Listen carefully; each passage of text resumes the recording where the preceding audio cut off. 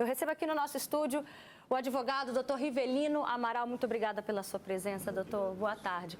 Luciane Infantini, que é psicóloga, muito obrigada também pela sua contribuição com esse assunto. E a Pamela Barbosa. Boa tarde, Pamela. Seja bem-vinda também. Obrigada. Como mulher, como que você vê, né? Qual é o sentimento que te traz quando você vê uma notícia dessa e esse resultado também da condenação? É um sentimento de revolta, né? Porque 4 anos e meio não vai mudar, não vai fazer diferença. Como que o psicológico dessa jovem ficou? Como que ela está hoje? Qual situação ela ficou, ela passou? Como ela saiu de lá? Então, é bem revoltante. Eu, como mulher, se colocar no lugar dela, 4 anos e meio de sentença seria, assim, inaceitável. Doutor, 4 anos e meio, né, que é o que está sendo questionado aqui, até mesmo a Pamela como mulher. Se fosse aqui no Brasil, qual seria, né, quanto tempo ele poderia pegar de pena? Então, interessante essa pergunta, porque o brasileiro ele é muito insatisfeito com as leis do país, né, com os cumprimentos de pena. E, na verdade, nesse caso, se fosse no Brasil, a pena mínima para esse crime é de 6 anos. Então, quer dizer, na Espanha a gente teve uma pena de 4 anos. Então, isso mostra que a gente tem lei, né? A gente tem penas no nosso país de até 30 anos. Lá na Espanha, por exemplo, o Daniel Alves ele vai ficar metade da pena preso e depois ele vai progredir o regime. Essa saída dele vigiada é como se a gente tivesse aqui no Brasil um regime aberto. Aqui no Brasil também é assim, tem um regime fechado, semiaberto e o aberto.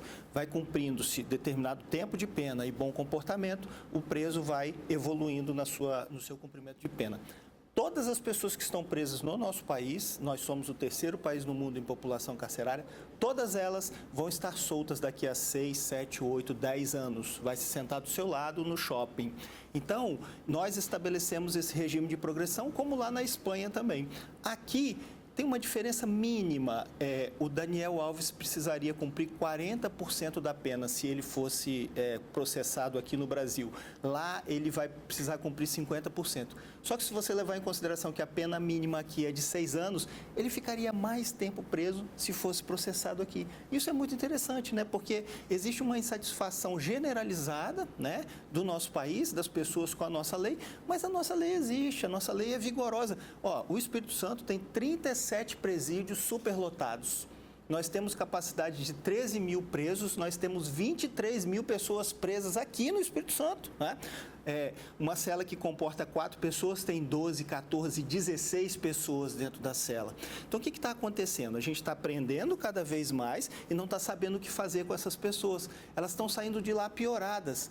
Por quê? Porque elas ficam 23 horas na cela e ficam 1 hora só por dia fora da cela. Então, o objetivo dessas punições são 3: punir, prevenir e ressocializar. E a gente não está ressocializando ninguém. A pessoa está entrando de uma forma e está saindo pior. Agora, esse julgamento lá na Espanha, né, o tempo de condenação aí, foi até rápido, doutor? Foi rápido, foi consideravelmente rápido. Aqui no Brasil também, assim, a gente está vivendo um momento também de transição para os processos eletrônicos. Os processos antes eram físicos, né, papel, hoje os processos estão digitalizados. Então, a gente está tendo também julgamentos muito rápidos, respostas, né, que o Estado precisa dar. Condenando ou absolvendo, o Estado precisa dar resposta. Dentro de um prazo razoável. Na Espanha foi razoável, aqui no Brasil também seria mais ou menos dentro desse tempo. É uma primeira sentença também, né, Roberta? Dessa sentença cabe ainda recursos, como a matéria explicou muito bem, e aqui no Brasil também caberia recurso para os tribunais, caberia recurso para o STJ e recurso para o STF, como acontece também na Espanha. As legislações são muito semelhantes, sabe?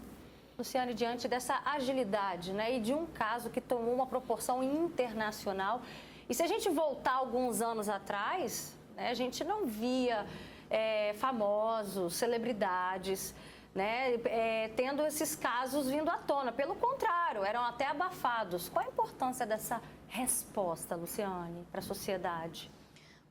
Boa tarde, né, Roberta? Boa tarde, Lu. É importante, sim, né? Porque a ideia de impunidade, ela reforça muitas condutas, e principalmente um tipo de conduta machista, como a gente ainda vê, né, na nossa sociedade, de achar que a mulher provocou, a mulher quer mesmo, ela está gostando, ela está dizendo que não, mas ela quer mesmo, no fundo, sabe? Esse tipo de coisa que ainda existe na sociedade. Enquanto nada acontece, Roberta, só muda o comportamento aquela pessoa que é mais consciente. A que não é consciente não vai mudar o comportamento. Então, a punição, ela é importante, né? Porque a gente sempre fala isso.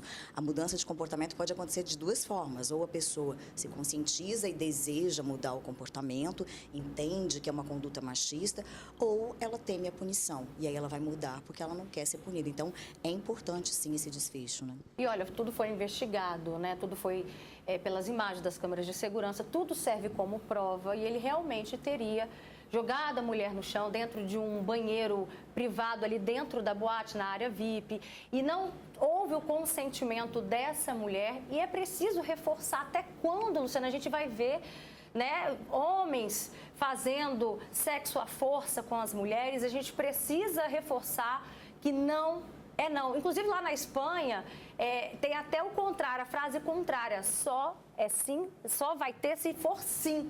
Né? Tem que ter esse consentimento. Isso é extremamente importante, porque a gente ainda vê o uso da violência, né? Como eu falei. E o que acontece é, às vezes até falar assim, ela provocou, ela estava com roupa curta. A gente escuta muito falar. Se não quisesse, então não estivesse na boate. Sabe, coisas desse tipo que são absurdas. A mulher tem o direito de se divertir. Coisas mais simples também já são consideradas assédio, simples entre aspas, né? Como um beijo na boca, forçado, quer dizer... Há um tempo atrás, isso era, é normal, né? Os homens, principalmente os homens, forçarem esse tipo de comportamento. Hoje a gente vê que não, ele pode se complicar até pegando a mulher pelo braço e dando beijo na boca porque ela não quer. Então, esse respeito, né, que nós estamos colocando cada vez mais na sociedade, essa exigência, né, de um respeito ao nosso gênero, ao nosso sexo, é importantíssimo. E essa falta de respeito, você também já viveu uma situação parecida em relação à falta de respeito, né, Pamela? Sim, dentro do Transcol, eu estava gestante da minha terceira neném. Aí eu sentada e com a mão segurando. Aí veio um homem e começou a esfregar as partes íntimas da minha mão. Aí eu não consegui ficar calada, né? Falei bem alto para todo mundo ouvir. Ele rapidamente deu o sinal e desceu do ônibus. Eu fiquei muito nervosa, com medo dele vir atrás, liguei para o meu esposo e pedi para ele me buscar, que eu estava passando mal, que eu estava muito nervosa, que eu fiquei com medo dele vir atrás de mim, porque ele ficou com raiva, porque eu falei alto e o pessoal do ônibus ficou nervoso. Aí ele desceu e eu fiquei com muito medo. Qual foi o sentimento que isso gerou em você, ainda mais que na época você acabou de relatar que estava gestante, né?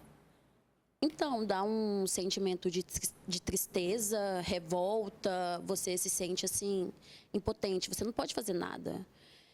Você pode, mas, tipo assim, naquele momento eu estava sozinha, não tinha ninguém. Aí, a minha única atitude foi falar alto, que aí algumas pessoas, outras mulheres também se manifestou e começou a falar alto. Aí tinha um homem atrás, ele pegou e falou. Aí foi na hora que ele deu sinal e desceu. Mas você se sente muito mal, você se sente muito coagida, ainda mais quando é esses homens de porte grande. Então, é muito difícil mesmo. Doutor, voltando ao caso do Daniel Alves, muita gente questiona, né? Existe a chance dele responder por esse crime aqui no Brasil? Existe um tratado entre o Brasil e a Espanha, que está em vigor desde 1998, que permite, sim, que ele venha a cumprir a pena aqui. Isso vai depender muito de diplomacia, quer dizer, dos dois países entenderem nesse sentido, quer dizer, da Espanha permitir que ele venha e do Brasil querer que ele venha, tá? Sendo possível, ele vai cumprir o tempo de pena estabelecido na Espanha, mas com a progressão estabelecida pelo Brasil. Então, quer dizer, o tempo de cumprimento de pena dele reduz um pouquinho. Qual é a explicação para que a pessoa cumpra a pena em outro lugar que não o lugar que ele foi processado?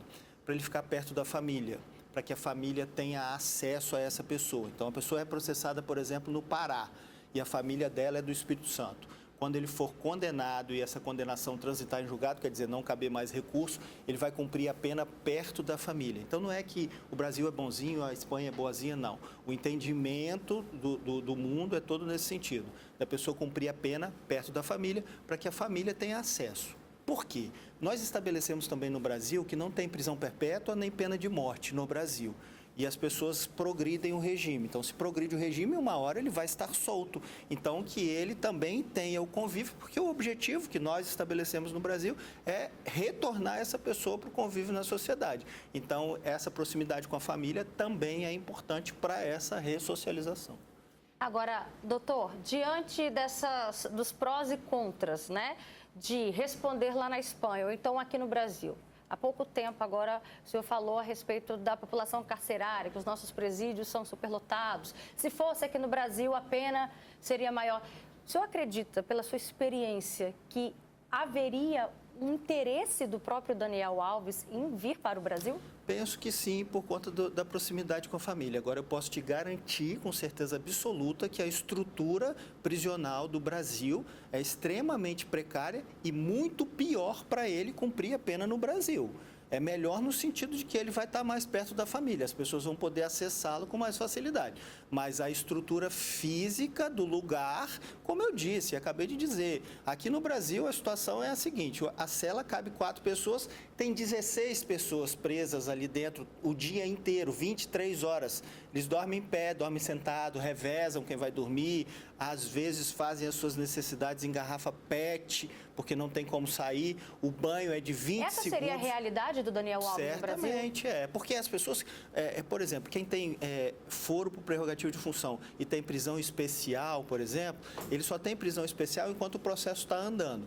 Quando ele é condenado, que ele passa a cumprir pena, ele cumpre pena junto com toda a população carcerária. Não há distinção quando se fala em cumprimento de pena. Então, ele sim iria para um presídio normal e aí iria viver essa situação, que é uma situação fora do razoável, que é o sistema prisional do nosso país. Olha só, a Shell Freitas diz, boa tarde, se fosse aqui no Brasil, um Daniel Alves, né, na cadeia, ia ficar porque ele tem dinheiro, né? E a moça não ia receber nada, já estava na rua. E outra, ela quer saber cadê a mulher também.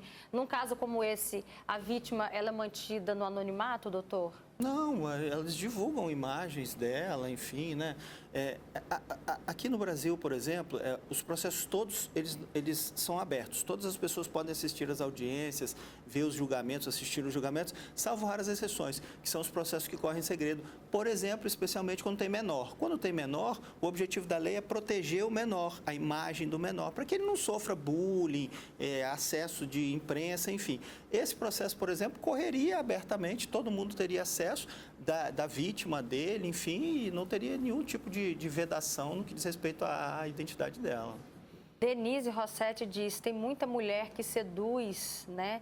Quando vai ver o que foi usada, quer dizer que, né, se tornou ali uma pessoa, ganhou notoriedade. O que é importante a gente ressaltar é que houve uma investigação, houve um julgamento, houve uma condenação. A gente não está aqui contestando isso, já foi definido pela juíza responsável pelo caso. Agora, o que a gente vê é sempre a culpa caindo em cima da mulher, né? No seu caso, você, né, diante de tudo que você já também viveu, que você relatou agora, houve algum julgamento por parte, às vezes, de um amigo, uma amiga, algum familiar? Sobre qual questão? A situação do Transcol, por exemplo. Não teve, porque não tinha outra. Eu fui dentro do ônibus, a pessoa. Ele não fez questão de esconder. Ele esfregou, todo mundo viu. Então, não tinha como julgar. E, tipo assim, a minha família, graças a Deus, se eu chegar a falar, aconteceu isso, eles vão me apoiar. O meu esposo, eles vão me apoiar. Ele não vai ter dúvida do que eu falei. Então, eles sempre me apoiam. A gente vê que esse é um comportamento da sociedade, né? Você até tocou nesse assunto antes, Luciane, em relação ao machismo que a mulher sempre enfrenta, né? A culpa é do vestido curto, é do short justo e por aí vai. E tem uma coisa importante da gente pensar que, assim, machismo não é coisa de homem. né? O machismo está na sociedade, muitas mulheres são machistas, muitas. Então, independe, né, de ser homem ou mulher, mas tem a ver com esse comportamento de achar que a culpa é sempre da mulher, que a mulher que provocou, a mulher que seduziu, ou então, né, muitas vezes achar que a mulher é inferior por conta da força física, né, tem muito isso também. E a própria questão da desigualdade tem a ver com essa força física, né, Roberta?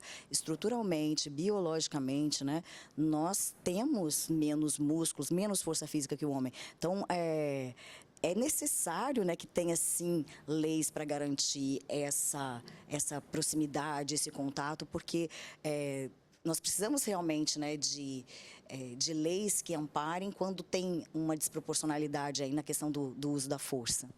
Agora, ele mudou de versão umas 5 vezes durante o depoimento e tentou sustentar a tese de que estava sob efeito de álcool, né? Mas o psicólogo que acompanha o caso já falou que ele não estava em situação de ficar, né, sem ter noção completa do que estava fazendo, doutor. Isso poderia ser um atenuante? Não, então, muito interessante isso, assim, né? A nossa legislação, como eu disse, eu vou reforçar, ela é muito boa, muito bem feita. Claro que tem várias situações que precisam ser acertadas, mesmo porque o Código Penal é de 1940, o comportamento da sociedade de 1940 era muito diferente do comportamento da sociedade de hoje. Mas assim, olha, a embriaguez não retira a responsabilidade de ninguém de absolutamente nada. O uso de droga, de bebida alcoólica, eu bebi, não tira a responsabilidade de ninguém. Então, ele seria responsabilizado da mesma forma. Outra coisa, a mudança de versão... O juiz, quando vai julgar um processo, como você disse muito bem, ele leva em consideração todas as circunstâncias. Quem é a vítima, quem é o autor, aonde foi, que horas que foi, quem estava lá, como que aconteceu, tudo. Nesses crimes, o Estado tem uma visão muito diferente, ele é muito criterioso. Por quê? Porque esses crimes, em algumas circunstâncias, que não é o caso, eles não deixam vestígio. Então, a palavra da vítima é determinante, sabe? E o que está se discutindo e o que se discute em processos dessa natureza é o não da mulher. Porque o homem, ele pode chamar a mulher para jantar, para sair, fazer sexo, mas ele tem que respeitar o não. Ah? O não é não. Ele não pode ultrapassar esse limite. E isso é de análise de circunstância, né? Quer dizer, o limite é estabelecido pela vítima, não é estabelecido pelo autor. É a vítima que estabelece o limite. Então, ele não pode ultrapassar o limite, ele não pode forçar. Tanto é que esses crimes... Eles analisam violência ou grave ameaça, que não pode existir. Se tiver violência ou grave ameaça, o estupro está caracterizado. E o estupro não é só a conjunção carnal, o estupro é qualquer ato libidinoso. Tudo que se faça, tanto com homem quanto com mulher. Homem também é vítima de estupro, tá? Então, o homem, sendo vítima de estupro também, qualquer coisa que tenha cunho sexual, quer dizer, para satisfazer a lascívia do autor, ele é considerado estupro se tiver violência ou grave ameaça. Tá certo, doutor. Muito obrigada pela sua participação aqui com a gente sobre esse assunto. Obrigada, Luciana Infantini, volte sempre. Pamela, obrigada também pela sua contribuição. Viu? Uma boa tarde.